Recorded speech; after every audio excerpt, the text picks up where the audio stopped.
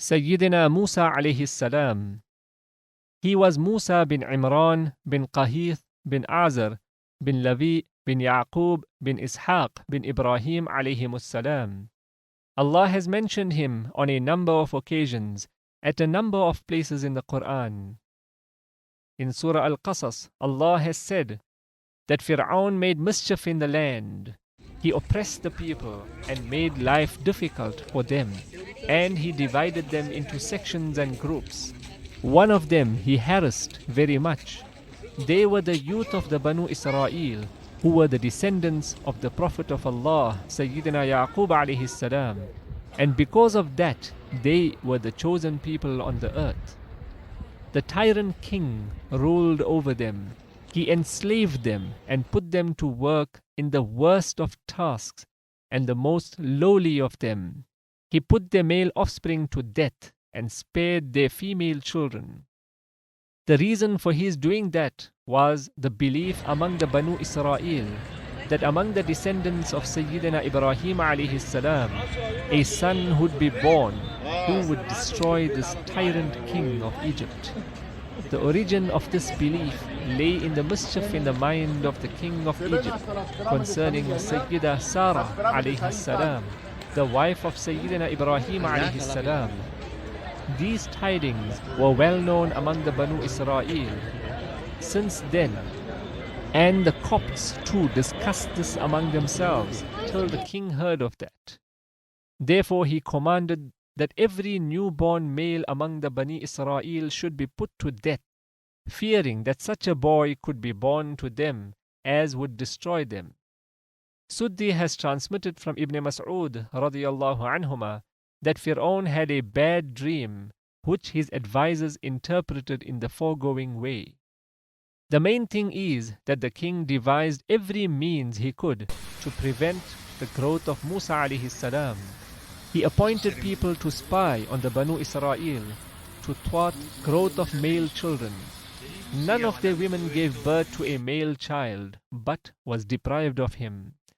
The people of the book believe that he did that to weaken them, but that is not correct.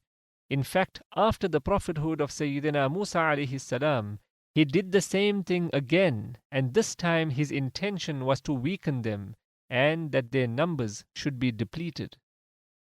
But he was ignorant of divine will. He did not know that he could not prevent what Allah had destined. His action also drew a complaint from the Copts, who found the depleting number of the Bani Israel deprived them of manpower in their day-to-day tasks. So he ordered that the newborn males be killed every alternate year. Prophet Harun alayhi salam was born in the year male children were spared, and Prophet Musa alayhi salam when they were put to death. Therefore, their mother was much worried when she conceived him. However, her pregnancy was not apparent, and she gave birth to Sayyidina Musa alayhi salam without anyone knowing of it. She was inspired to prepare a chest and place it in the Nile and tie it with a rope, one end of which should be tied to her house. Whenever she saw danger, she should place him in the chest. In this way she could feed him. The inspiration to the mother of Sayyidina Musa alayhi salam was like an urge and an inclination like the one Allah gave to the bees, that they should take their dwelling in the hills and on trees, and what they should eat. This was not the same inspiration that the prophets receive, as Ibn Hazm and others suppose. One day she forgot to tie the rope, and the chest was taken away by the river. It was seen at the palace of Fir'aun. His family members collected it, or the slave girls collected it. They did not dare open it, so they brought it before the wife of Fir'aun. She opened it and found a boy with a loving, bright face. When Fir'aun came and saw the boy, he gave an order that he should be put to death.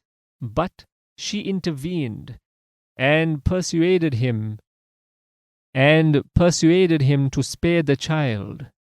Little were they aware what Allah had destined for the child and for them. There the heart of the mother of Sayyidina Musa alayhi salam became void. And the Quran tells us, she was on the point of disclosing him, but Allah gave strength to her heart to bear the separation. According to Ibn Abbas radiyallahu anhuma and others, her heart became void of all worldly feelings, and she had only Musa in mind. She instructed his sister to observe the chest and the fate of Musa without being observed. When they tried to suckle Musa, he refused to be suckled by anyone. They sent him with the women and midwives to the city to find out if he could be persuaded by any woman to suckle him. Without revealing herself, his sister offered to show them a possible foster mother. When she took them to her mother and they gave her the boy, she put him to her breasts and he suckled. The queen, on learning of this, summoned Musa's mother to her and asked her to stay at the palace, but she excused herself, saying that she had her family to look after. However, she offered to look after the child if he was entrusted to her. The queen agreed to that and sent the infant to her, also apportioning a grant for her and the child, and she provided her with clothes and other things.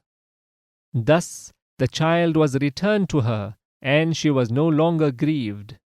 This was a great favor of Allah on him. Allah said about him that he would be brought up under my eye. He got the best of treatment and food. He was dressed in the best of clothes. Allah's favors continued on Sayyidina Musa alayhi salam, even as he grew up. When he attained maturity, Allah granted him wisdom and knowledge. Allah reminded him why he fled Egypt to Madian to stay there for some time. He entered the city at about noontime, as Ibn Abbas radiyallahu anhuma and others have said.